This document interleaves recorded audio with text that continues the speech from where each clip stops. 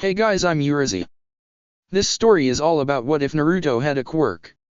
A reluctant hero in training, but even the reluctant can become great, once they find their cause.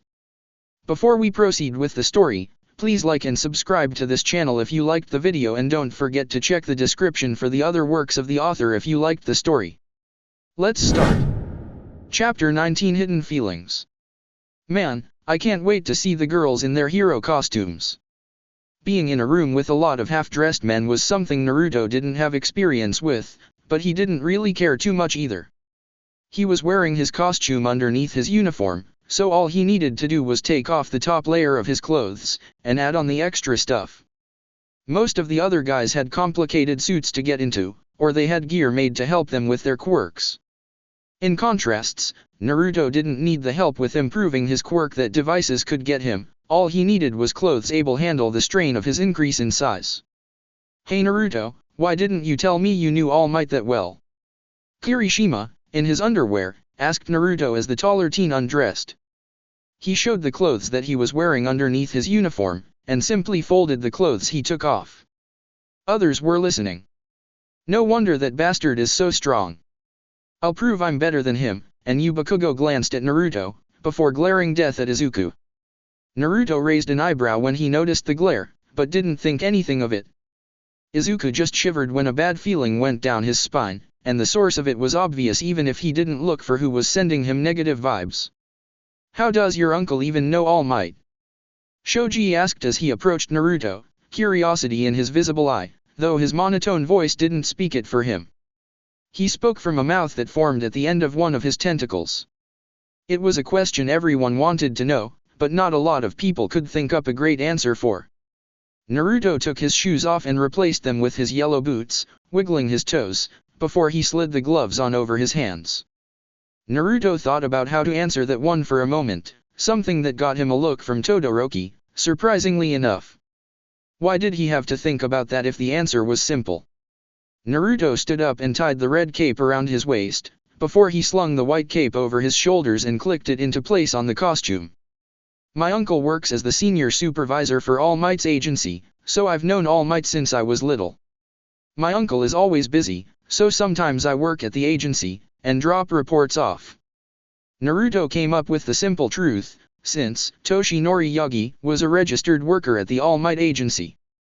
He told the truth at least, so nobody could prove without a shadow of a doubt he was lying to them. I'm done, hurry up all of you. The sooner you get dressed, the sooner the fun starts. Naruto stated as he glanced around at all of them. His gaze lingered on Todoroki for a moment, and they had their eyes meet, before they both turned away from each other at the same time. Naruto simply walked out of the changing room, but not without growing in size as he took on his one-tail form. Naruto planned on keeping his identity a secret by always being in his one-tail form as a hero if he could help it. Though, if he ever needed to reveal who he was to get the job done, then he wouldn't hesitate to do that either.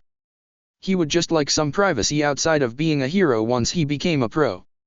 Also, having fox ears meant he could hear danger from further away, and do his job better. Naruto blinked and rubbed his forehead, before he felt something go off on his radar. In any fox form, Naruto had a magnetic sense of sorts, that would give him a mental picture of how far everything was away from him. It gave him a good sensory for things, and right now Naruto could see a girl that his eyes didn't see on his mental map of the area. He looked over at the girl, and didn't see anyone there, and his mental image of the girl moved and showed a little surprised that he had turned his head to look at her. He didn't see her image in color, but she was very pretty. She had the features of a Japanese model, mixed with those of a handsome foreigner. Naruto rubbed his eyes, before he reached out and placed his hand on top of the girl. His magnetic sense was picking up all of her body's details that his eyes kept hidden from him, and his face would have turned red if his face wasn't covered by fur. Eep. Toru? What the hell, this is the guy's changing room. Why the hell are you trying to sneak in, why are you naked? Naruto whispered urgently to her, since he had caught her trying to sneak into the boys' changing room. Toru covered her chest with her arms, and Naruto could actually see her face change as the subtle distances between her face changed. Naruto closed his eyes, and he was actually able to get a much clearer image of her in his head, able to see her body and her movements based on his super hearing, sense of smell, and his magnetic sense. Toru realized Naruto could see her, and instantly her hands went to cover her breasts and privates, seeing as for the first time in her life, she was actually exposed to somebody. She always felt embarrassed when she was naked or getting naked, but this was the first time that somebody had seen her naked. Judging by Naruto's reaction to her, it was pretty obvious he could see her, through some method. "You can see me?" "Yes, I can see you, invisible perv. Now go get changed in your hero costume, and I won't tell the guys what you planned on doing." Naruto grabbed her by the wrist and started to drag her with him towards the girls' changing room. He obviously didn't go in, and he didn't say anything else to Toru as he pulled her along. The both of them were far too embarrassed by their situation to say anything to the other. In the girls' changing room, minutes later. "Sorry everyone. I wasn't able to sneak in and see what the boys were talking about." Toru apologized to the rest of the girls who had been waiting for her to come back with the answers. They all knew that the boys were going to ask their local celebrity about All Might's private life, and had wanted to get Toru to spy on them for the information.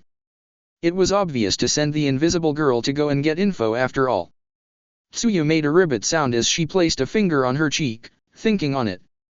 "Oh darn, I wanted to know what the guys were talking about, thanks for trying anyway." Mina pat Toru on the tit, when she meant to pat her on the back. "Sorry." Mina apologized right away when she realized that she slapped her new friend's tit. She looked at her hand, before she glanced at where Toru's voice came from. She would have to be careful when she interacted with Toru physically from now on, or else she might do something weird. She didn't want to make things awkward between them on their first day as friends. "I was against this," Momo pointed out as she strapped a belt with a large book around her waist. Her costume did not leave very much to the imagination at all, though not that any of them were wearing clothes that failed to show off their figures.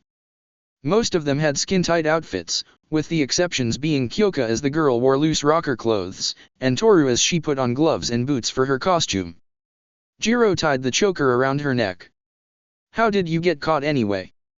Jiro had heard a very deep voice lecturing Toru, but it had broken off into whispering she couldn't make out. "Naruto saw me?" Toru leaned forward and sighed. "Saw you, you meant he heard you, right? Because you're naked and invisible, if he saw you." Ochako asked with a growing blush on her face. Several others blushed when they realized that they had sent their classmate to get spied on by a boy. Mina frowned. "I'm his girlfriend. I'm not going to get angry over this," Mina thought as she took several calming breaths. She was not going to allow this to get to her any more than it did by thinking on it. It wasn't like Toru meant for Naruto to see her naked, and it wasn't like he meant to see her naked either. It sounded like a complete accident, by Toru's voice at least. "He didn't do anything to you?" Tsuyu asked with a worried tone. She didn't like to admit it, but Naruto was a little scary to her. She shouldn't be afraid of him, but when she saw him lecture All Might, and dominate the physical tests with his large form, not to mention those red eyes and deep voice. He was just a frightening guy for a small girl like her. Toru waved her hands wildly. "Of course not. He grabbed my wrist and made me come back here, and told me he wouldn't tell the guys about what I did. He was just as surprised as me that he could see me." Toru's arms weakened in how hard they were waving. "It was kind of exciting, having a boy who could see me. I think I'll ask him out on a date. It would be nice to have a boyfriend that could see me." Toru laughed at her own idea. Mina sucked in her breath. "You like he saw you naked, rather weird." "I'm not happy he saw me naked. I'm just happy somebody saw me." Toru corrected Ochako, since she wasn't the pervert people would imagine her to be. Nobody had ever complimented her looks before, because nobody knew what she looked like. Naruto was able to see her, so she could get his opinion on if she were pretty or not, and what kind of stuff looked good. Momo thought on it. "Foxes do have a magnetic sense that allows them to judge distances, so I wouldn't say that he saw you, as much as mapped out your body with said sense. So while he can see you with his brain, I don't think his eyes see you. Either way, it would be better if you wore more clothes." Momo explained the science behind why she had been seen. Of course, she didn't know if she was right, but she liked the chances that she was correct. You should donate some of your hair to the company that makes our costumes, and have them make you an invisible leotard. Momo pulled out one of her own hairs to show. Since as it stood, as long as Naruto took a fox form, he was going to be able to see Toru naked. Mina nodded at that suggestion. Outside, Toshinori stood waiting with a giant grin, waiting for all of the students who had finished changing, and he saw the first figure that was coming out of the building. Seeing the large frame on the figure, he could only guess that it was Naruto. He saw a billowing cape behind Naruto, darkness still obstructing his view of Naruto. So Naruto decided to take after him, that made his heart warm. He had always hoped that Naruto would base his hero costume after his own, such was their bond, and he wanted to be looked up to by Naruto. So to see that Naruto had apparently taken his hero costumes to heart. Sunlight shined on Naruto's costume. Master! Toshinori said without thinking when he saw that familiar outfit make a new appearance with an updated, male, design to it. Naruto shrunk his body down to his humanoid form once more, and rubbed the side of his face without looking at Toshinori. Give him black hair, and you could say he was her son. Toshinori almost lost his muscle form from shock as he looked at Naruto. He was unable to smile as he looked at Naruto, tears in his eyes. Naruto looked down. I wanted to tell you for a long time now, but I didn't know how to. My father is Nana Shimura's firstborn son, before she married her husband. My father never told you, because he didn't want you to feel guilty over inheriting one for all. Nana Shimura is my grandmother. Are you okay? Naruto looked at All Might as the man tried to clear away his own tears. He slapped his cheeks roughly, before he sent Naruto a thumbs up. I am not okay. Toshinori shouted with a laugh, before he looked serious. If anything, this makes me happy. I've been raising my master's grandson, and I've raised him into a wonderful young man. Do her costume justice, okay? Toshinori requested of Naruto, and Naruto nodded his head with a wide smile. His uncle took that better than he thought he would. He hoped this didn't change anything between them. Chapter 20 Brains and Brawn. Team Training. In actuality, Naruto would say this, for his first lesson his uncle had actually been placed in charge of a pretty unique and cool test. It was well thought out, nicely designed, and overall, there was no way his uncle actually made it up on his own. Naruto could tell this was a UA tradition of sorts, but all the same, it was a well-designed first lesson. With 20 students in class, everyone was able to split up into even teams on two, with 10 teams being formed. Half of the teams were playing the roles of villains who were guarding a nuclear bomb, and it was their job to defend the job, beat up the heroes, or just defend the weapon until time was up. Sadly, All Might had needed a cheat sheet on this test to explain it to the class, which had shown Naruto that he hadn't thought it up. This placed all of the hero teams at a disadvantage, while giving every advantage to the villain teams, including the fact that they were inside of old buildings, which meant heavy combat on the hero part meant risking popping the bomb open. Team C, Naruto and Momo. Her costume doesn't leave much to the imagination. Naruto glanced at his partner as he sat on top of the nuclear bomb. It was a fake bomb obviously. If it weren't for the 2 large belts around her waist, and the large book on her behind, then there would have been too much exposure for most people. With her costume, she was sure to become a popular hero among teenage boys for sure. Not to mention she had a body that was far more mature than it should be at her age, not that he could say anything to having a mature body. She was walking around the room, trying to think up a plan. After watching Midoriya and Bakugo, I have the gist of this dash. Momo saw that Naruto raised an eyebrow. Right, you designed to warm up instead of watching the others test. Momo realized that Naruto was among the few students who decided to do something different, instead of watch his classmates battle. Naruto didn't care to watch battles, when he needed to prepare for his own battle. Naruto thought on it. Izuka won. Bakugo went ballistic against Midoriya, and beat him up too harshly, but the heroes still won. I'm thinking we should barricade the doors. Momo stated as she turned away from Naruto and opened up the front of her leotard. Exposing herself to nobody, she didn't look at Naruto. A hammer and nails, as well as wooden planks started to form out of her stomach and chest. She turned her head and looked back at Naruto as he seemed mostly uncaring about what she was doing. My costume dash. You need to have a lot of skin exposed to use your quirk better, right? Naruto asked her knowingly, and she blinked, before she nodded. Naruto jumped off of the bomb, and put his hands behind his head. She seemed surprised. Yes, I actually requested my costume be more revealing, but too much exposure would have been inappropriate.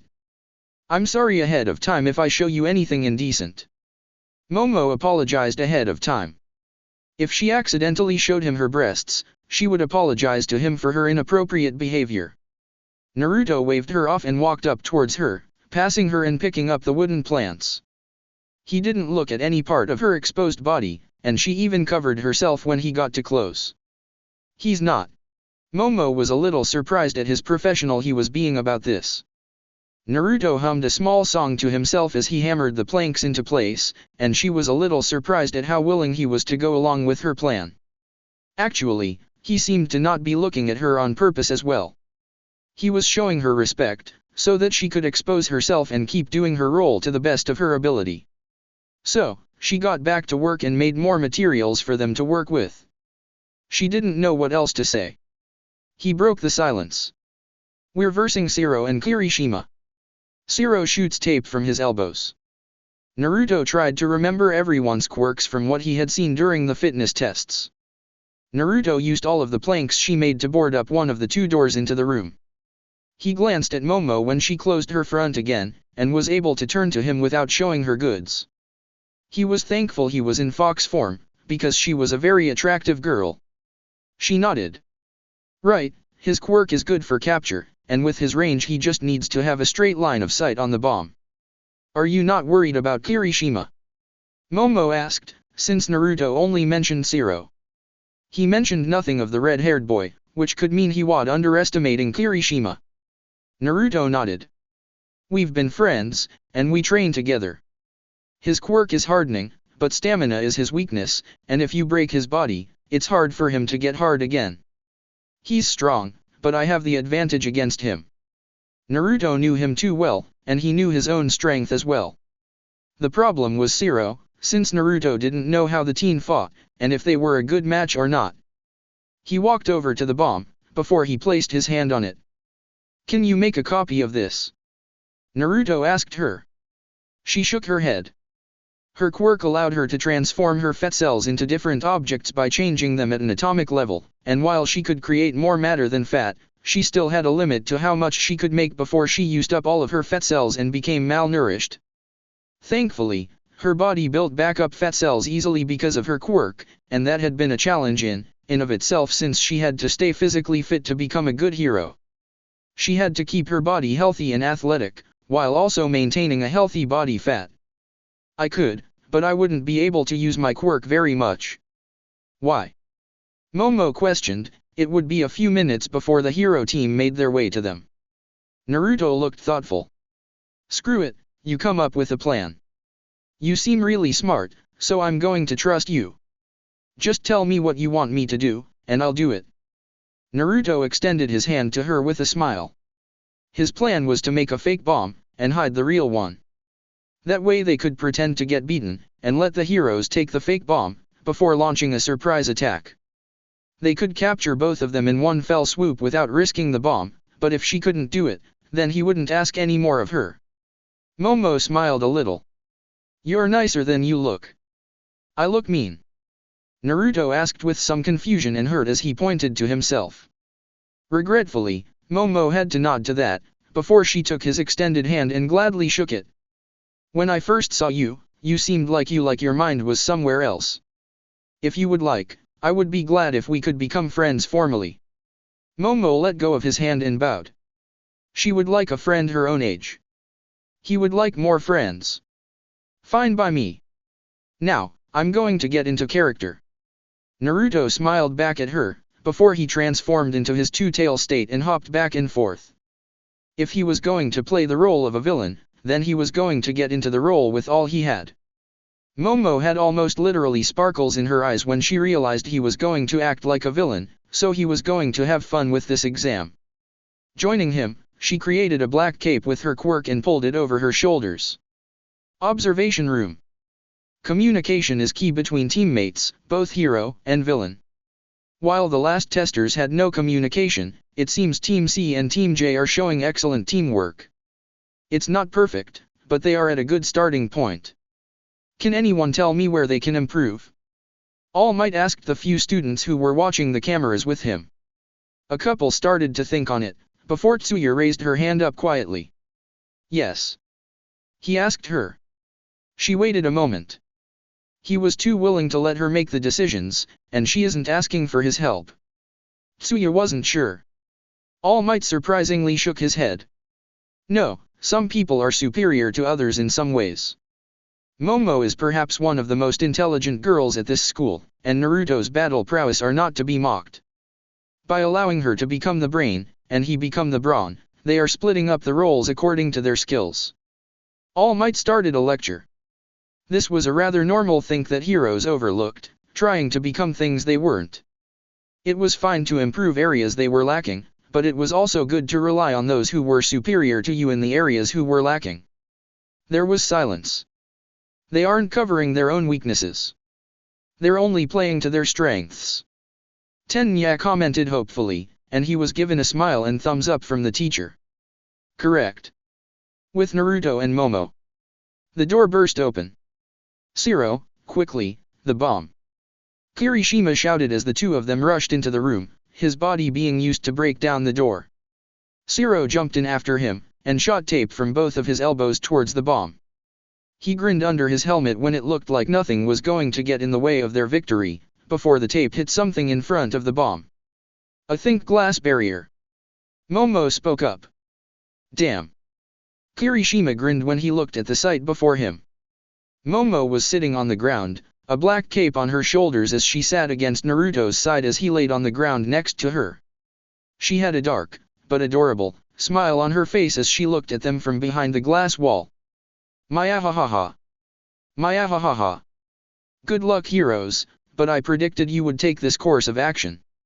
Now that your surprise attack has failed you, go, my loyal minion, go and turn these heroes into. Momo placed both of her hands against her head as she tried to think of something threatening. She puffed up her cheeks when she couldn't think of anything, so Naruto stood up behind her and shattered the glass barrier.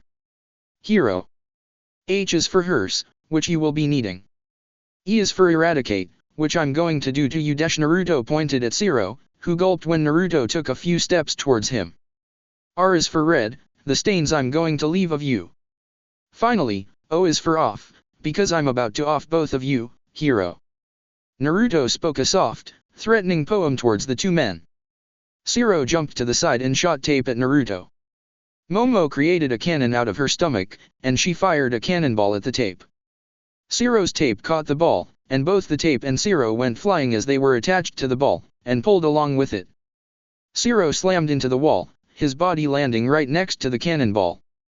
He groaned in some slight pain as Kirishima ran at Naruto to fight him. I've never fought you in this dash. Kirishima was going to comment on having never fought Naruto in this form, before Naruto grabbed him by the face, and shoved him through the ceiling. Naruto then grabbed his ankle, yanked him out of the ceiling, before he slammed him into the floor. Without letting go of his ankle, Naruto slammed him all around the room as he turned Kirishima into a human stress toy. Help. Zero, I need a hand man. Kirishima wasn't going to win this fight. Zero got out of the wall and nodded his head. I got dash. That cannonball is actually hollow, and I filled it with a special material, and with the press of this button dash, Momo pressed the button, and there was a small explosion that consumed Zero, launching him across the room and into the other wall. Zero saw that there were a ton of tiny bombs on the wall he landed on, and he watched as Momo pulled out another button from her cape. She smiled. He gulped. Boom. Seconds later. Well. To be fair, it was kind of an uneven matchup. Naruto and Momo got the number 1 and number 2 spots in class. His physical abilities are insane, and her test scores have yet to fall below 100% on any test. In retrospect, it might have been unfair to put the smartest student with the most flexible quirk, with the strongest student with an extremely powerful quirk. In the future, All Might would have to make note that Naruto and Momo were not allowed to team up against students who weren't also in the top 5 in the class. Kirishima and Zero really didn't stand a chance, but they had tried, and heroes that tried in the face of impossible odds were amazing in their own right. Well, he would try and make things a little more fair next time. Chapter 21 Explosion Boy. Excitement. Been a while since I've had a girl's day. Mina thought as she sucked up her drink. She was sitting with her female classmates, at least a few of them, since Tsuya had rejected the idea on the reason that she had to make lunch and dinner for her siblings today. It was their one day off of the week from school, and while she originally wanted to go on a date with Naruto today, he had actually turned her down. Apparently, today he and his uncle were going to be training together. I wonder what his uncle's quirk is. Mina didn't even know that Naruto's uncle had a strong quirk, at least strong enough to hold his own against the freak of nature that was her training-addicted boyfriend. So here she was, with Ochako, Toru, and Momo as the four of them sat in a family diner. It's a shame Jiro and Tsuyu are with their families today, it would have been nice to have all the girls together. Toru's excited voice broke Mina from her thoughts, and she looked at the invisible girl, taking a bite of a sandwich. It vanished the second it entered her mouth, so it was amusing just watching her eat. They were all in their pretty casual clothes. Ochako just had a water, and a side of fries in front of her, preferring to snack instead of have a full meal. Strange. So Yaoyorozu, what was it like fighting alongside a pro? Ochako asked, who they believed to be the only person in their group to fight alongside their local celebrity. Sure, Naruto wasn't an actual pro hero, but the fact that he knew All Might personally, combined with how many heroic feats he had under his belt, it was only a matter of time before he became a member of the top 10 heroes himself one day. He had already been labeled as the strongest student in the class, with Momo being labeled as the smartest, and even Todoroki was given a firm number 2 in strength. The three of them had already cemented themselves as the strongest three in the class, with their high scores, and powerful quirks. Momo put a finger to her lips. I haven't thought on it, it seemed his mind was somewhere else during that training. He seemed like a good person though, and he was willing to play along with my plans. Momo had been the one who really wanted to get into character. He just went along with it, and with his appearance, it would seem that he was easily more villainous in appearance than she was. Toru snickered. You really don't look like a villain. Toru's sleeves pointed at Momo, who puffed up her red cheeks in embarrassment. She had looked over the footage from her battle, and even she would admit she looked nothing like a villain. Her plan had worked against Zero, but putting a black cape on something, and making them smart didn't a villain make. In retrospect, Naruto with his threatening demeanor had been the better villain. Even the likes of Bakugo in the first battle had played the role of a villain far too easily, and Tenya had tried his hardest to act like a villain. Mina nodded.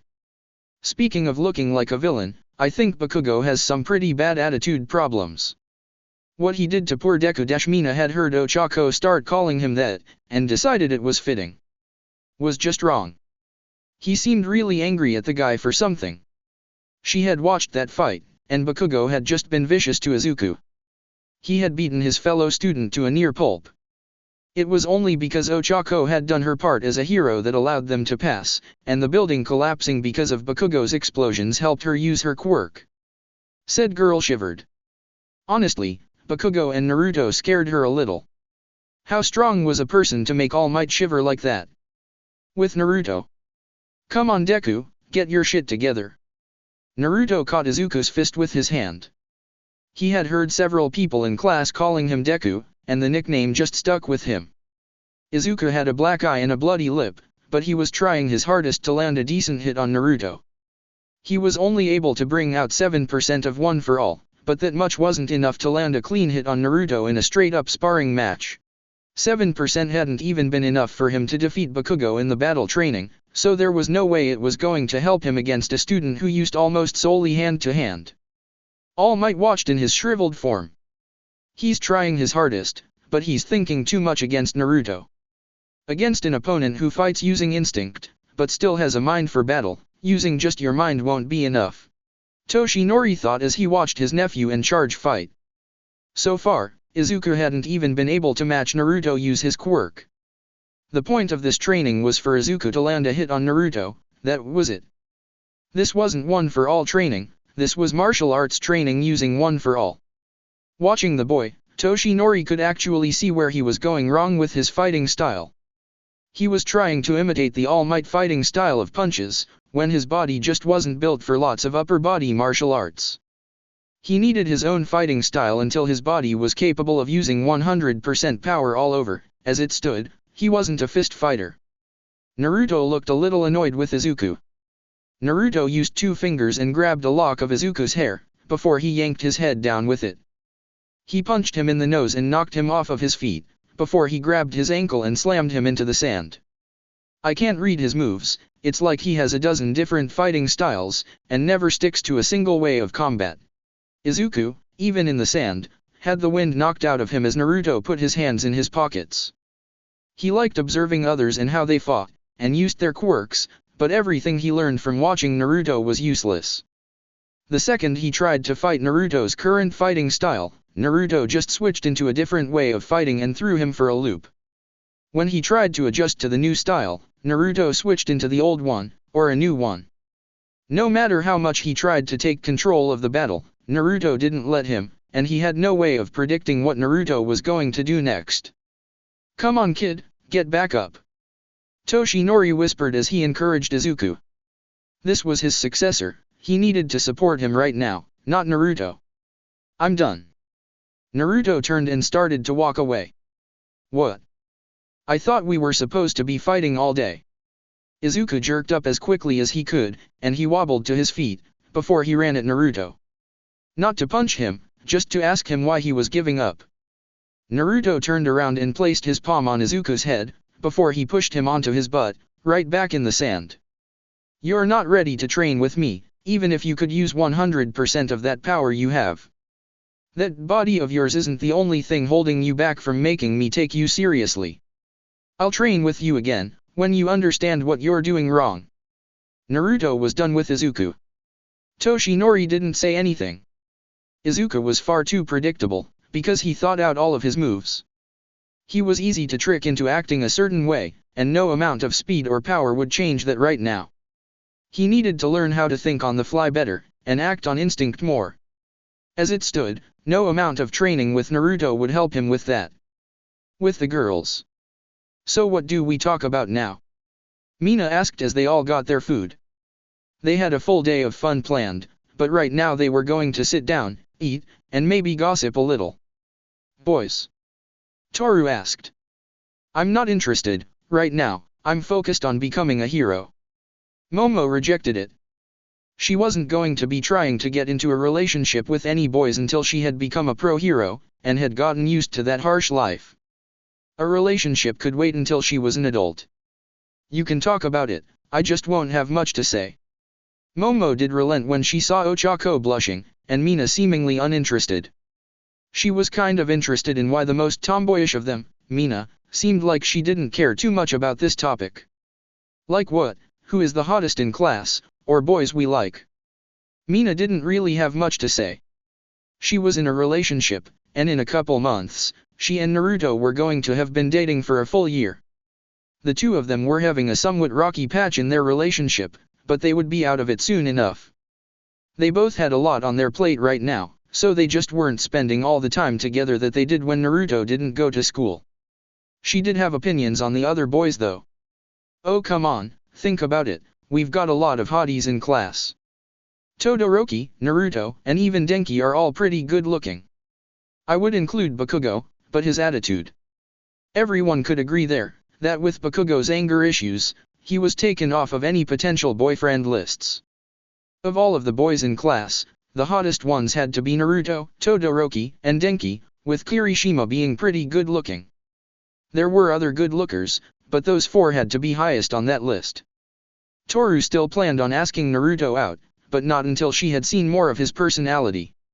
"Oh, and I sent some of my hair to the company like you said. They're going to make me invisible tights." Toru sent a thumbs up, an unseen thumbs up, to Momo. She nodded. "In all honesty, the fact you only wore gloves and boots for a costume was very indecent. Even if nobody could see you.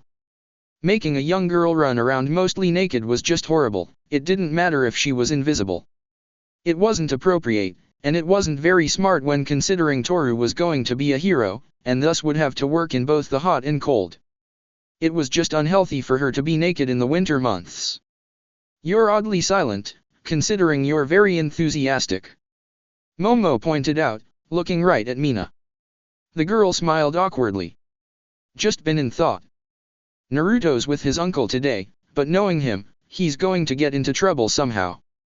Mina mentioned in passing, without meaning to. She got looks from the girls. What? Mina asked with a confused look. What? You're pretty concerned for him, considering you barely know him. Ochako didn't want to sound rude, but she had never really seen Mina and Naruto interact with each other. The only ones she had really seen Naruto talk with was Momo, Toru, and Kirishima. He hadn't really talked to anyone else. He did talk to Mina a little. Do you like him? Ochako asked with a smile. Toru huffed. Hey, I called dibs. You called dibs, on the boy I've been dating for nearly a year. Naruto and I eat lunch together on the roof, and we don't sit close together in class. Also, my boyfriend Mina sent a pointed look to Toru, who had the decency to shrink back into her seat. She didn't realize Naruto was taken, and she had made a fool of herself for trying to flirt with him during class the last few days. Is too oblivious to notice a girl's feelings, so I was just going to let you confess your feelings, and let him be the one to let you down gently. Seriously girl, I've been waiting for you to ask him out, so I could tease Naruto about it. Mina pointed out with deadpan face. She wasn't angry at Toru in the slightest, a little annoyed, but Toru was honestly innocent of any crime. As long as it doesn't interfere with your studies, I have no problem with it. Just try and think of your future before making rash choices. Momo didn't really care either way. She did mentally make note of the fact that she too hadn't really seen Naruto make any romantic advances on his own girlfriend. Also, try not to dash. Boom.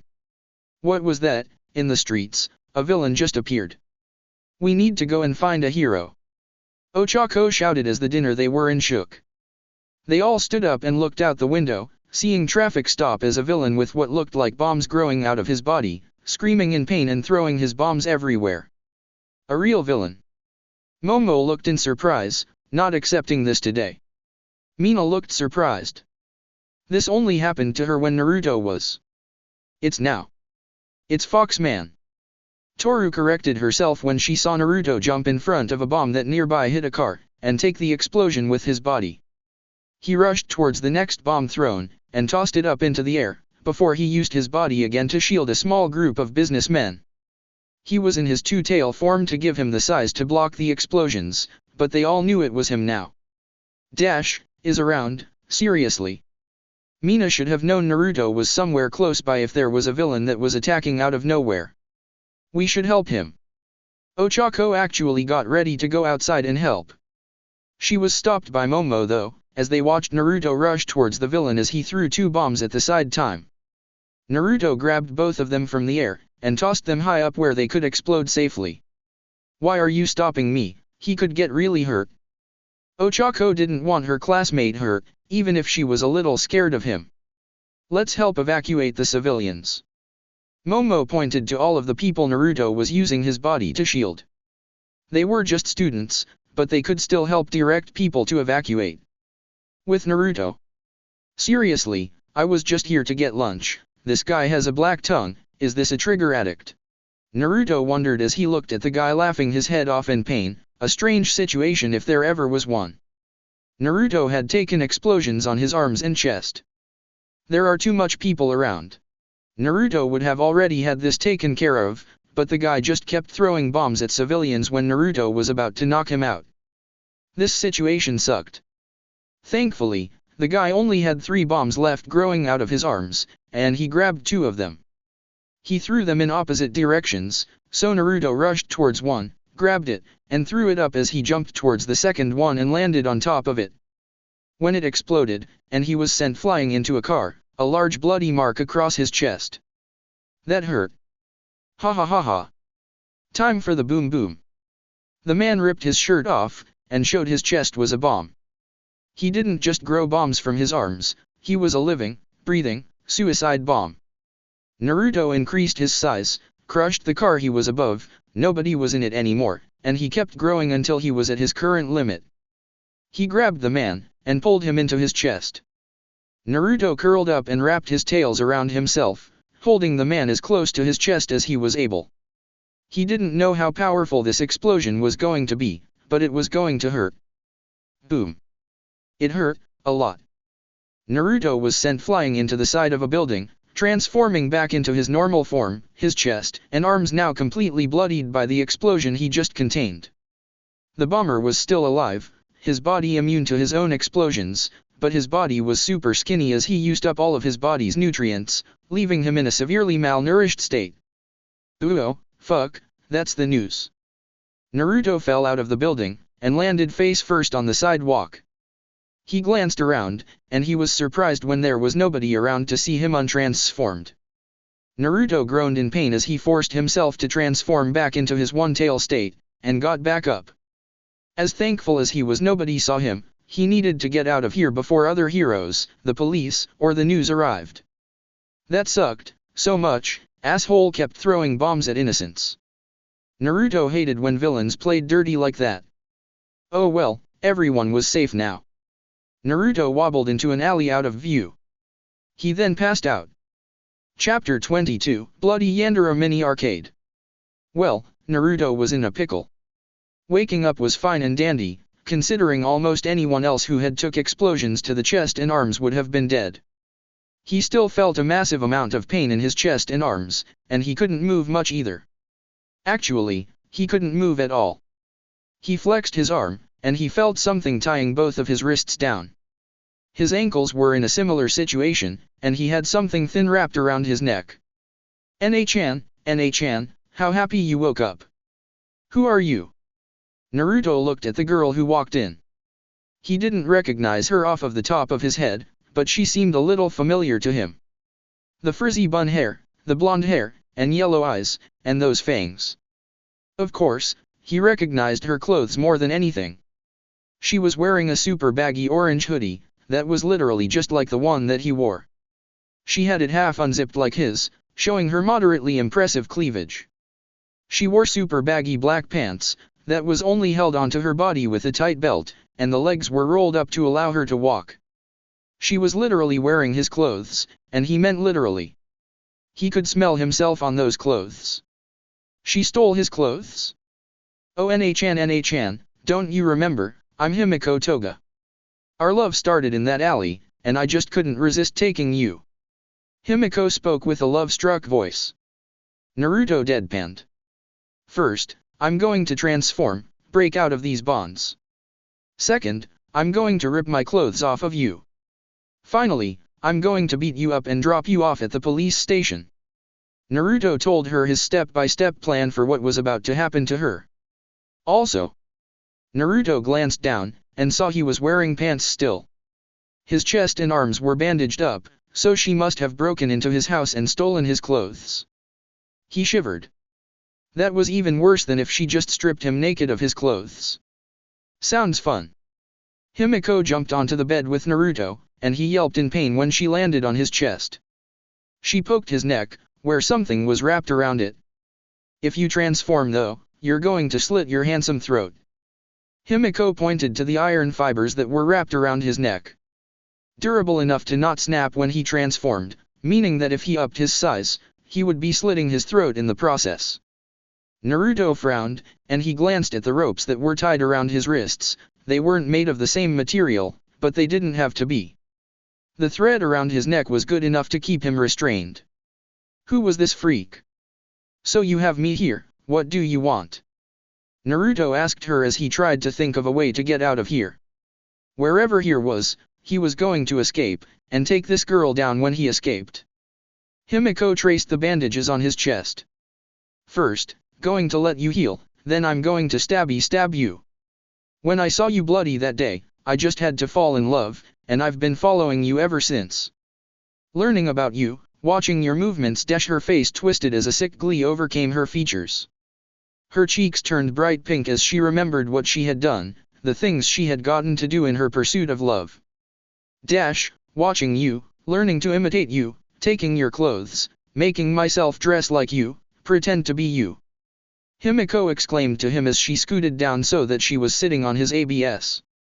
She was twitching and squirming like a schoolgirl with a crush, and was more than happy to explain everything to him. Sadly, now he remembered her. No windows, one door, and this room smells like blood. There is no escape, honey. I'm going to keep you here, but don't worry, you'll still have a social life. I'll go to school for you, as you. I'll break up with that sexy girl you like, so Himiko laid down on top of him so that she was looking at him eye to eye. She pushed her finger up against his wounds, and opened them up so that he started to bleed again. Her smile widened even further, taking a far more perverse look to it as she lowered herself further on him, liking his bleeding chest. The fuck? Stay calm, surely, Mina will notice, somebody will notice this girl isn't me.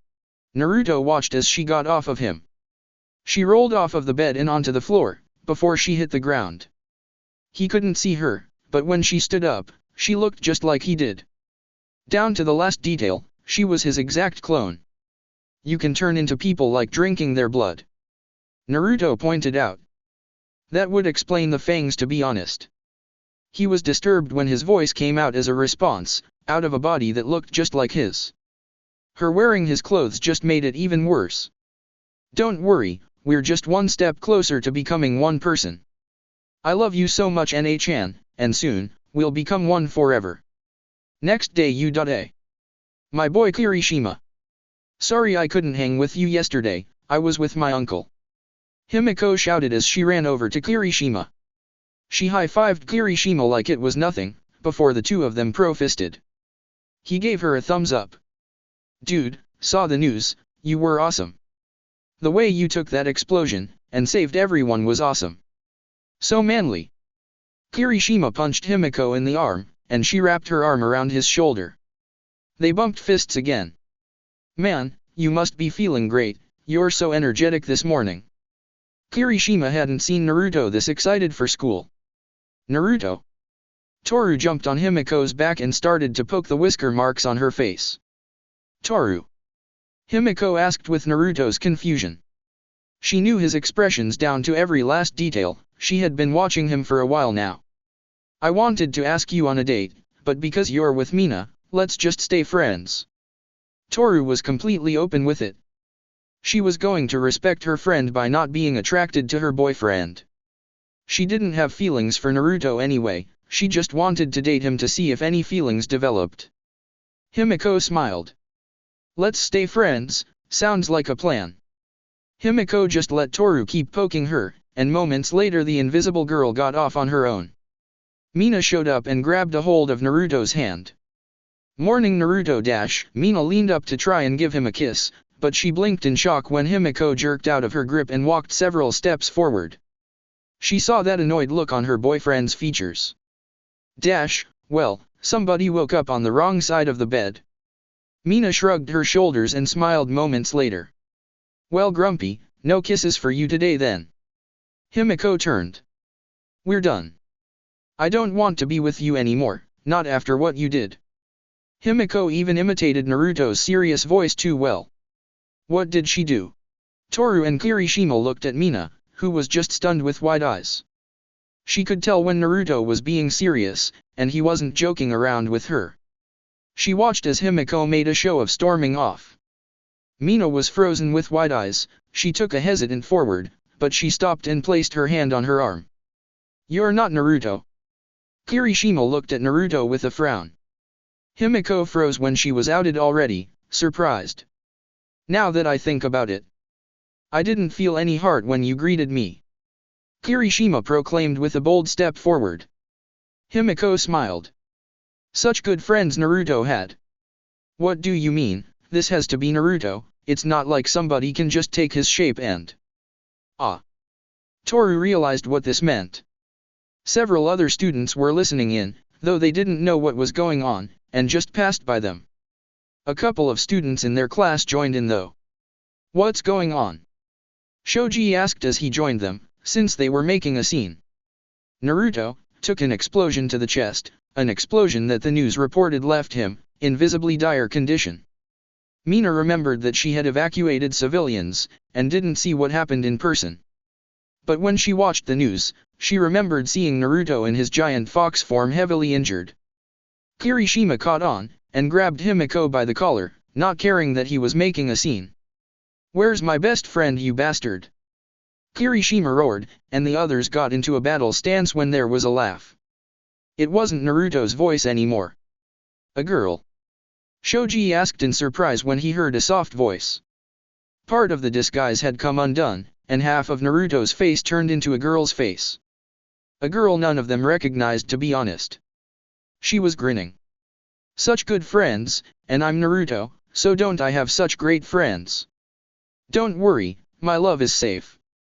He's injured, and when he's better, I'm going to cut him some more, make him even more handsome." Himiko was punched in the face by Mina, not surprising, and knocked out of Kirishima's grip. She had angry tears in her eyes.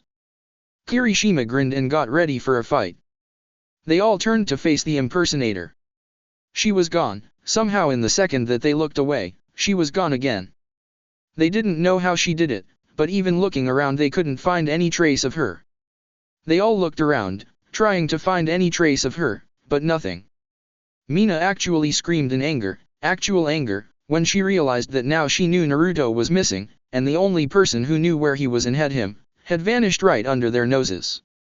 She wasn't the only angry one. Kirishima and Toru were pretty angry too. They had to find Naruto. Chapter 23 Love-Hate. Something was off. Shoto looked at his classroom, and right away, something was extremely off about it. He glanced around, before he noticed that several of his students were not in their seats.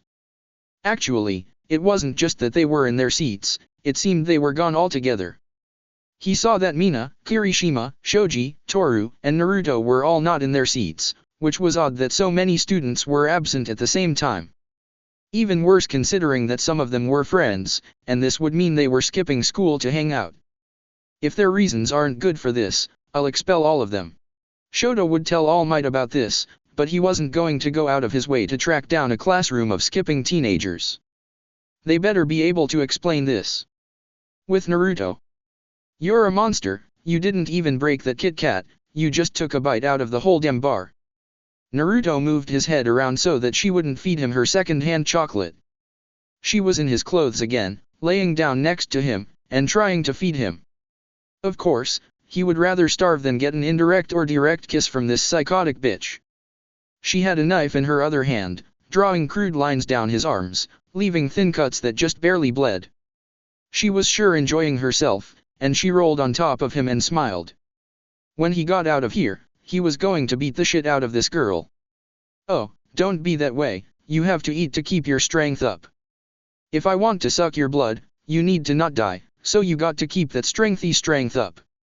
Himiko tried to sound cute. She was cute, but Naruto wasn't going to think it after what she did to him. He jerked his forehead forward, and smashed his head into her nose. She yelped in pain and rolled off of the bed with a hard thump, slamming into the dresser on the way down. Naruto smirked at his small victory. He wasn't going to make it easy for her to have her fun with him. He frowned though when she hung over the side of the bed with a bleeding nose, and a wide smile. She was licking her own blood as it went over her lips, having actually enjoyed his violence against her. She enjoyed pain, she enjoyed pleasure, she enjoyed hurting and being hurt.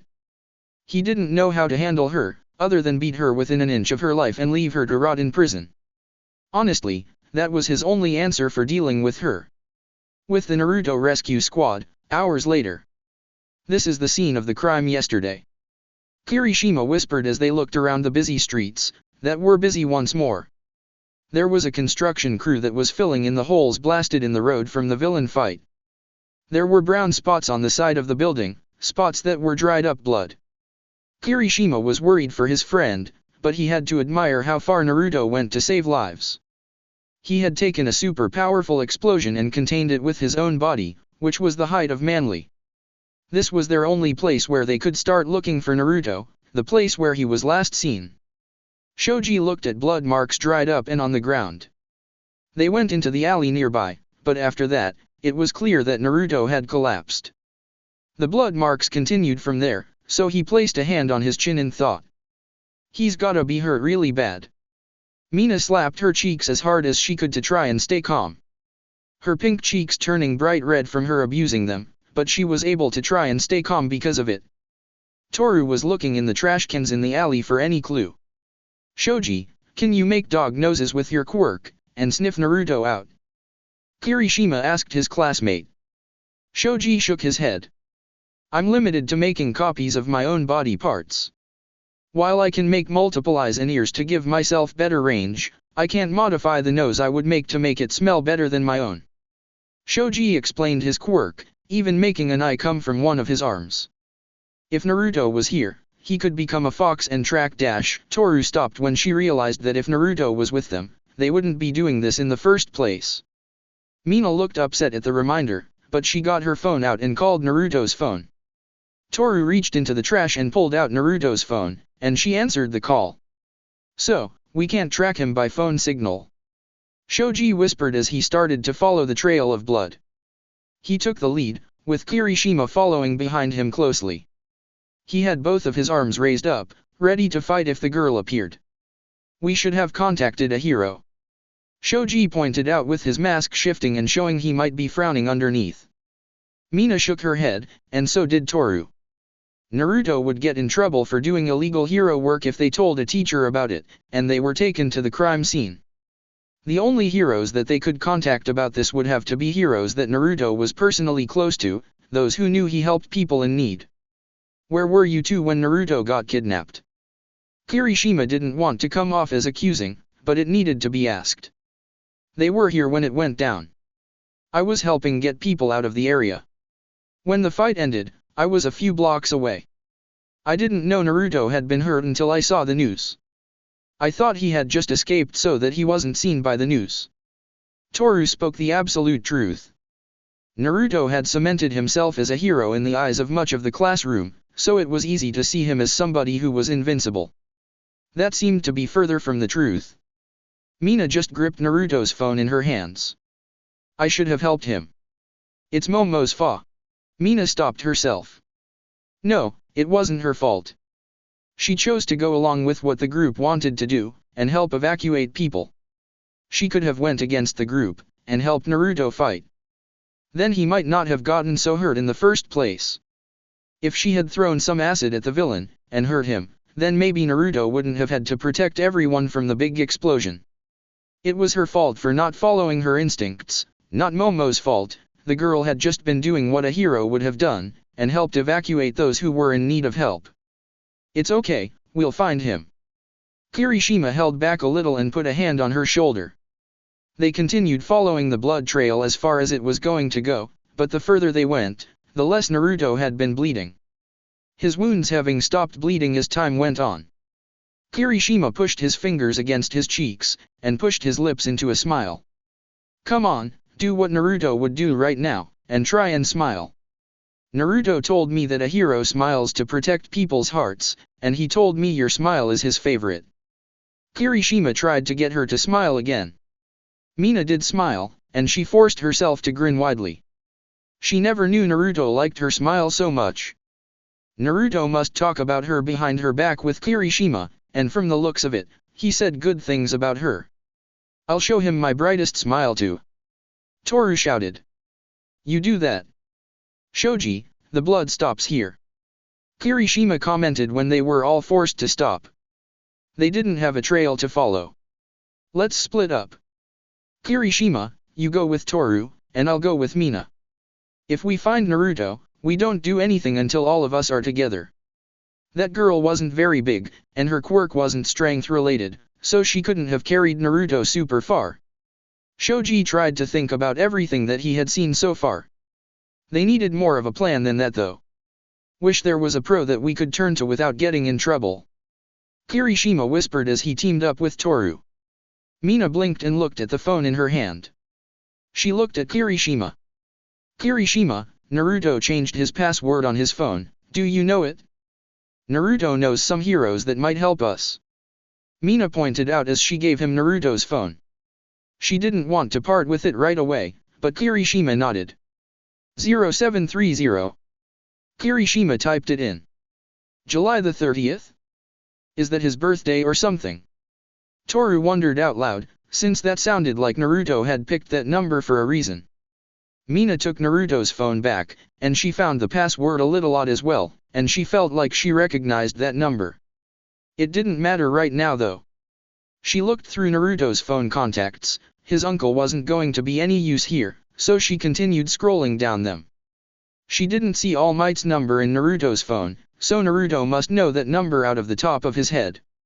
She tried to find a number for a hero that she could trust to help them, but also not get Naruto into a trouble.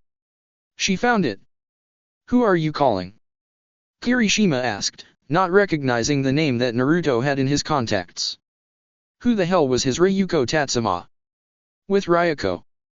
"Thanks for this, we're grateful. Just doing my job, no need to thank me." Ryuko in her hero outfit spoke as she looked down at two police officers. She was in full dragon form, holding two criminals in her hands.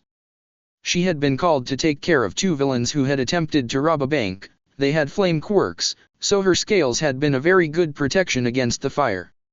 Not to say her hero clothes didn't have some burns on them.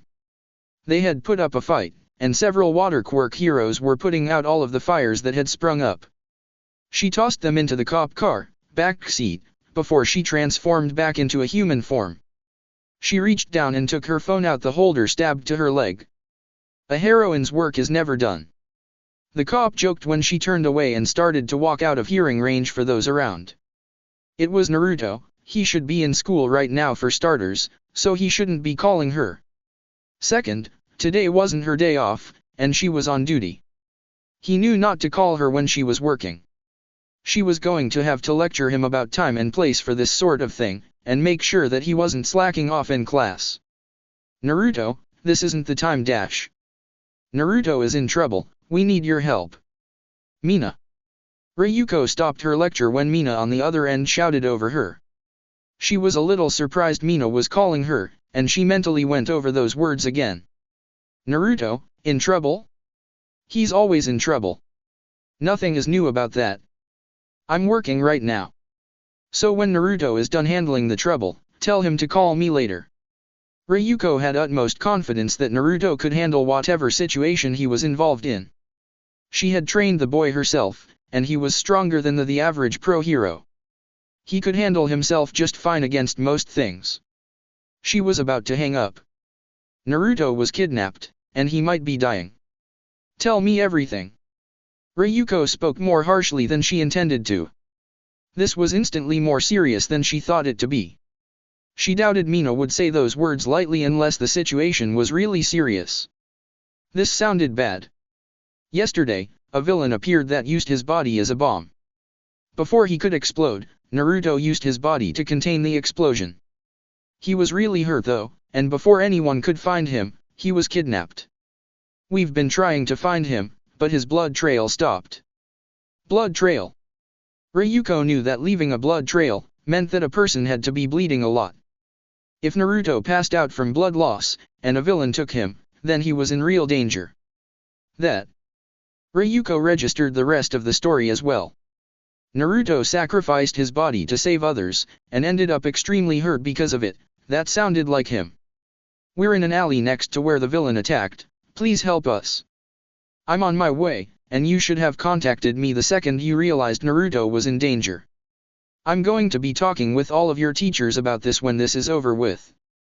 Ryuko sounded stern. This was something that students shouldn't be dealing with. This was hero work. It was one thing to do hero work when you were forced to, like Naruto usually was, but these students were skipping school to track down their friend.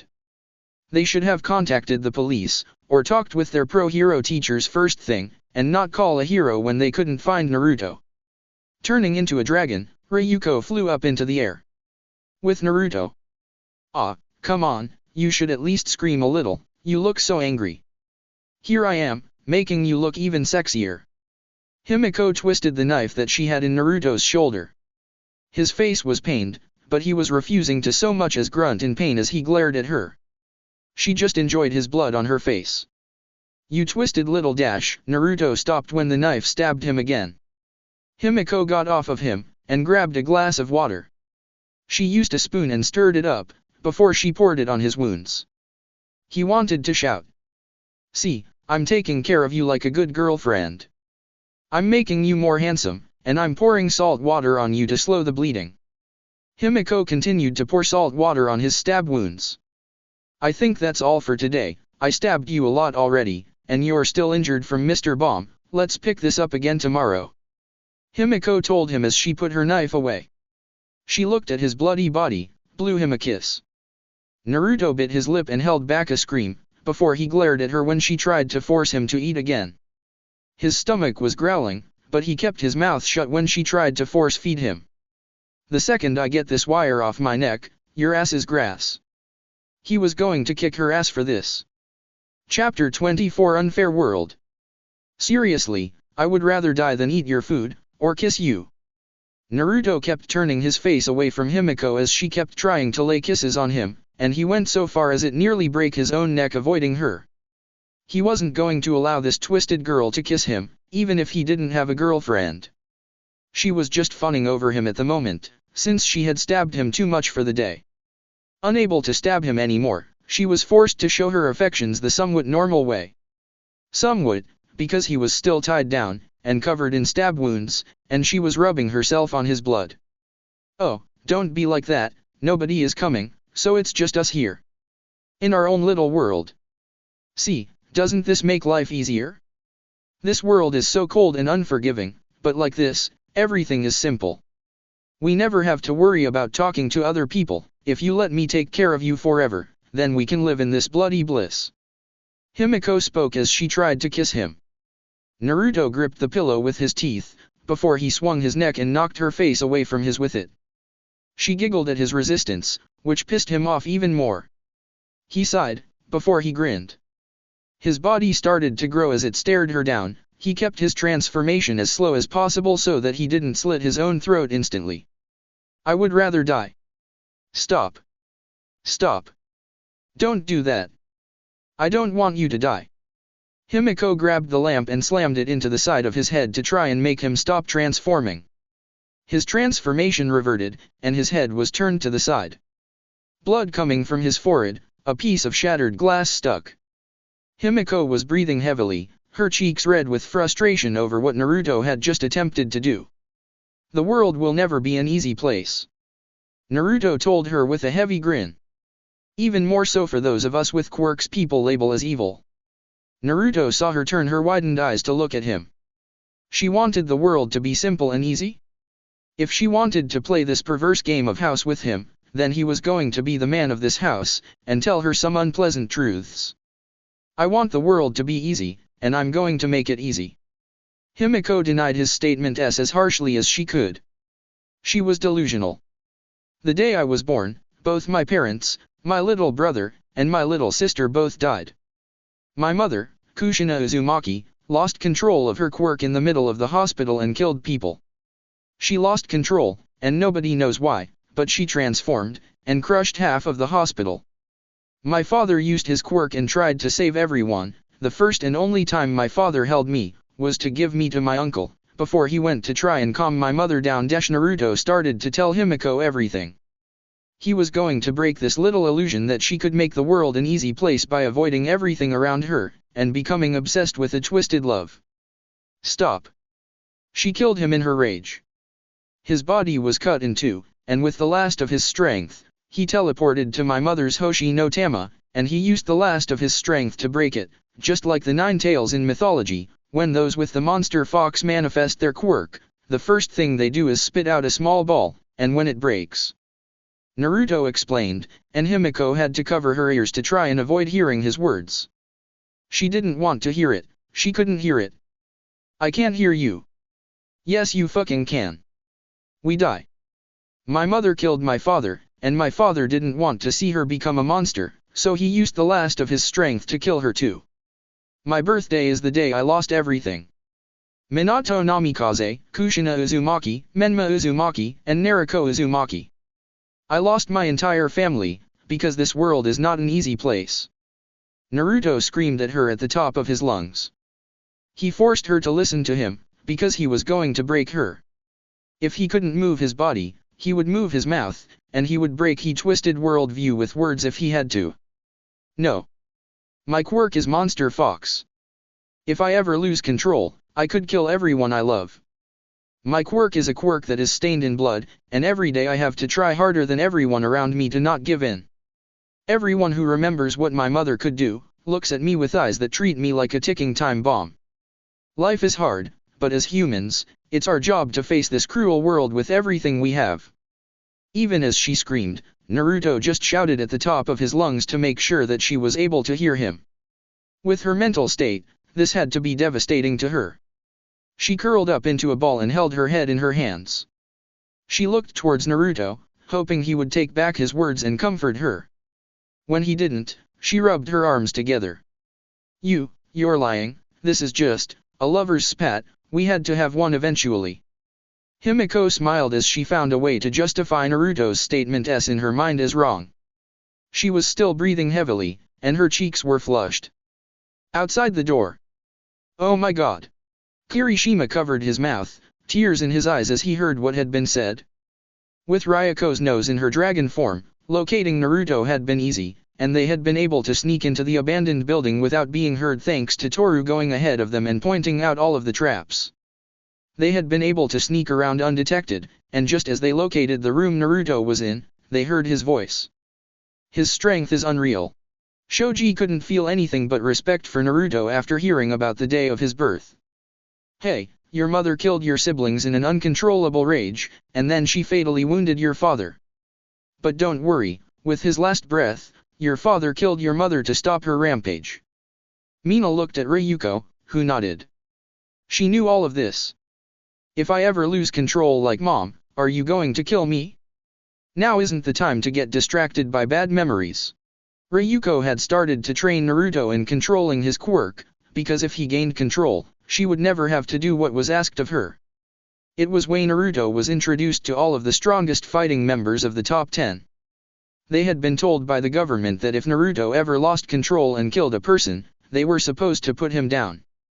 Mina placed her finger against the lock on the door, and made a little acid so that she could burn through it as silently as she could. She was crying like everything, she was biting her free hand to keep from bawling. Naruto never told her any of this. Toru, butt naked and invisible, slipped through the door as she quickly and quietly opened the door. Himiko reacted out of instinct, and threw a knife towards the door. Toru let out a shout of pain as the knife stabbed her in the shin. Toru dropped to the ground, the knife still stuck in her. Stop what you're doing right now. Ryuko rushed through the door and stood in front of the students.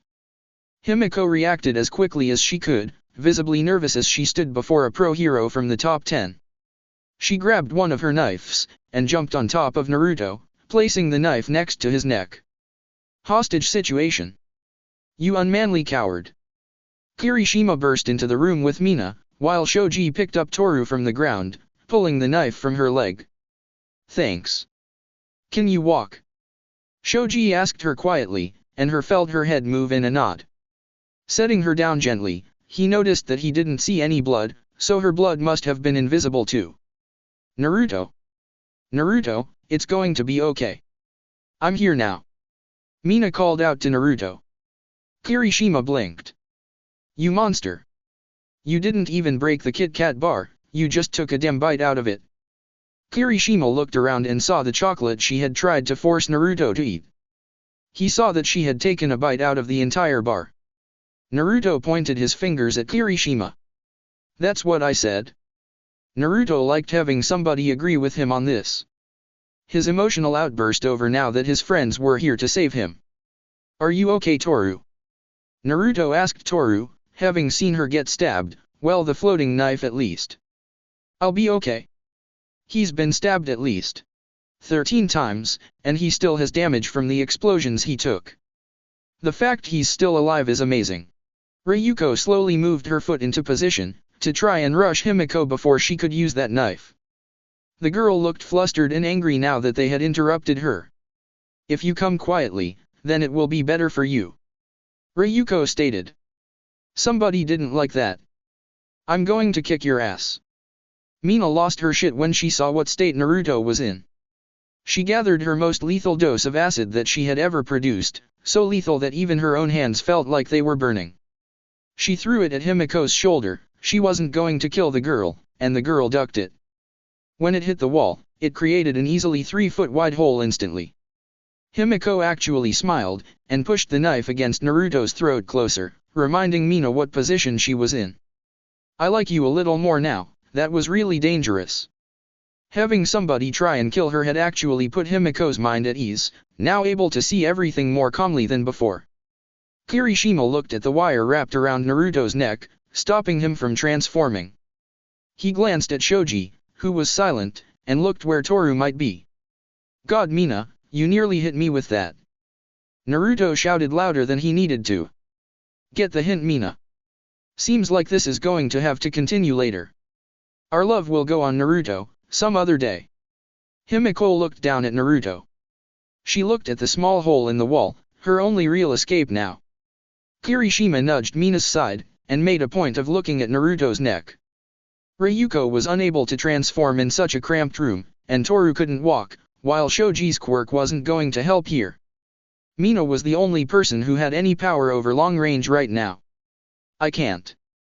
Mina whispered back to him. She couldn't hit Naruto. Mina. I'm telling you, I'm already going to be in for a long visit to Recovery Girl. Trust me, I can handle it. Naruto snapped at Mina. If she didn't hurry, Himiko was going to get away. What? Ryuko was a little confused, until Mina gathered acid again and threw it at Himiko. The girl jumped towards the hole in the wall, the acid coming missing her. Everyone watched as Naruto's chest and the side of his neck were splashed with acid. I made it as weak as I could. Mina called out to him. Naruto transformed, his neck snapping the weakened wire on his neck. Naruto used his strength to snap the ropes holding him down, and he grabbed Himiko's leg. He ripped her out of the hole in the wall, and threw her at the group.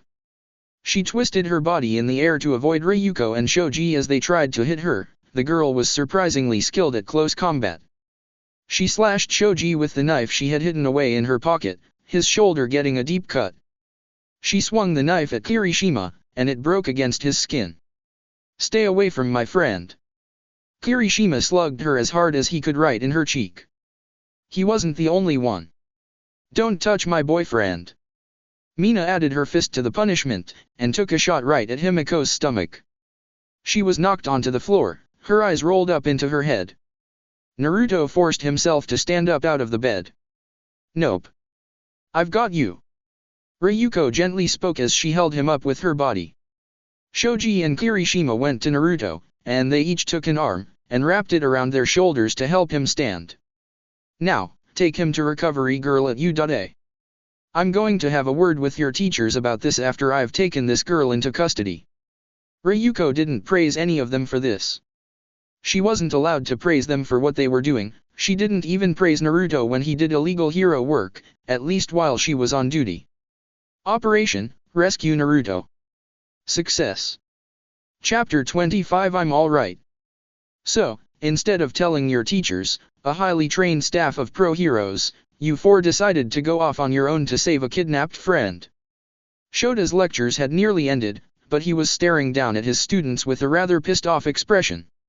It was after school, they had been literally gone the entire school day, and surprise, surprise, they were back in need of healing. Toru had a stab wound on her leg, Shoji had one on his shoulder, Mina had melted the skin off of her own hands partially, and Naruto had to be carried to Recovery Girl for emergency treatments just to begin his extensive damages. It had been hard to tell where the injuries started, and where they ended. Not to mention, he was so low on blood, he wasn't even able to stand on his own.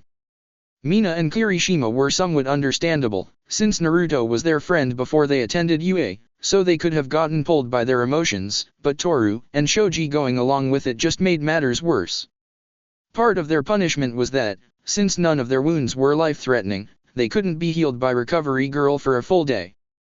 They would have to wait until tomorrow before class started, before they would be healed of their wounds. The other part was the long lecture they were being put through by each and every teacher that they learned from. All of the teachers whose classes were skipped had words to say to them, but they weren't going to be expelled for this, their first offense against the school rules. I'll accept any punishment, just don't punishment Naruto. Kirishima didn't want his friend to get punished for missing school. It would seem that Ryuko had left out the bit in the story about Naruto doing illegal hero work. Since that didn't have anything to do with why they missed school, she only reported the actions that directly led to why the 5 of them had been missing school. Shota sighed. Ow, ow, Caesar on my leg sucks. Toru thought, since she and everyone had been forced to sit Caesar the entire time they were being lectured. This was punishment in its own right, to be treated like this while injured. She didn't say it out loud, for fear of a worse punishment though. Shoji just nodded in silence. Shota raised an eyebrow. He was kidnapped and tortured, his reason for missing school is acceptable, and punishing him further would be cruel. Not to mention he is in for a long recovery. Recovery girls' powers rely on the stamina others have. Nobody has enough stamina to be fully healed from that and remaining standing. Shota spoke, and he didn't even get to finish before life proved him with proof. Naruto was walking with a bowl of ramen in his hands. Recovery girl was walking next to him, hitting him on the back of his head with her cane. Everyone looked at them. The wounds on Naruto's arms and face were completely gone, and his pale skin had taken on its peachy color again, showing he was refilled on blood. He was wearing a bright pink shirt and black pants, and he was taking his beating rather well. Mina sighed in relief, happy to see him up and walking so soon. Shota sighed in annoyance, since life found a way to prove him wrong. Naruto, you missed classes today, so your homework is waiting for you in my classroom, on your desk. Seeing as you're doing well again, I expect it to be done by tomorrow. Shota mentioned in passing to Naruto as the boy walked by. Naruto looked at the friends who saved him, before he frowned and took a step in front of Shota and looked down at them all. He had something he wanted to say. I don't know if you heard everything I said back there, but can you please keep it a secret? Naruto asked them with a sorry smile. He had been shouting so loud, there was no way they didn't hear some of it. He didn't want their pity that he lost his family on his birthday, and he didn't want them questioning him on it either. He had never intended to tell any of them, not even Kirishima or Mina, about that. The only reason he told Himiko was so that he could try and break her of her delusions of an easy world and a simple life. Naruto finished up the ramen bowl he was eating, before he gave it back to Recovery Girl so that he could bow to them. Thank you. You guys were my heroes today. Naruto wasn't used to being formal about anything, it wasn't in his nature, but this was important. They risked so much to help him, it would be wrong if he just said thanks in his usual laid-back way. He needed to show just how truly thankful he was. Kirishima was glared at by Shota, because he almost spoke. His words were cut in his throat, and he just nodded his head and gave Naruto a thumbs up. Nobody was allowed to say anything. Come on Naruto, your uncle is worried about you. You better go home soon, or he'll worry himself to death. Recovery Girl was done lecturing Naruto for the day, but there was still one person who needed to speak with Naruto. This was going to be unpleasant. Later. Naruto. You're okay. This is super unpleasant. Naruto was crushed when Toshinori, All Might form, wrapped his arms around Naruto and squeezed him. The massive man was crying tears of relief that his only family was okay. Naruto winced when he felt something crack, even with healing his body was still weakened by his experience until he had time to really recover. He just took the pain, and gave Toshinori a pat on the back. Stop crying you big baby, I'm fine. Naruto pushed his uncle off, but the worried look didn't end when his body was examined. I'm fine now. Toshinori took his true form, and rubbed his eyes. He had been so worried. When you didn't come home last night, I thought you just pushed yourself too hard, and passed out in the woods. When you didn't come to school the next day, I was so worried about you, and when they carried you in half dead. Toshinori couldn't help but remember Minato. Now though, he was also imagining his own master Nana also bruised and beaten. Everyone he loved who was related to Naruto passed by in his mind, and it was just horrible for him. You're okay? Toshinori asked Naruto again, not finishing what he was going to say. Naruto put on a bright smile. Don't worry about me, I'm here, so everything is all right.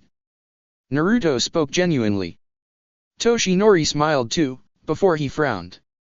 I'm moving you into the UA dorms tomorrow. I'm not supposed to tell you, but news about you getting kidnapped traveled.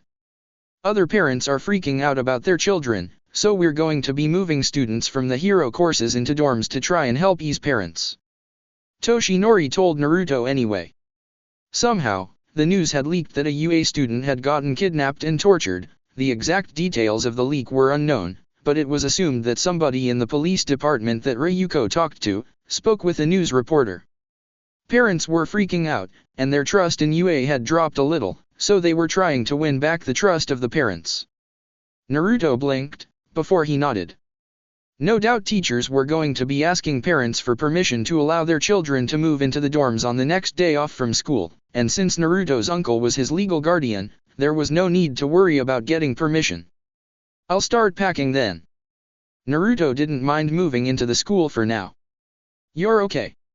I'm alright, being a hero is dangerous, this is just part of the job. Naruto told his uncle with a thumbs up, going into his room as he tried to calm his uncle again. When he closed the door behind him, Naruto let loose a small sigh. He was okay, physically, but this event had forced him to think about things he didn't like. Instead of starting packing like he said, Naruto went towards his closet. Opening it, Naruto leaned down and looked at a small safe on the floor. Entering in the code, Naruto opened it and revealed a small box.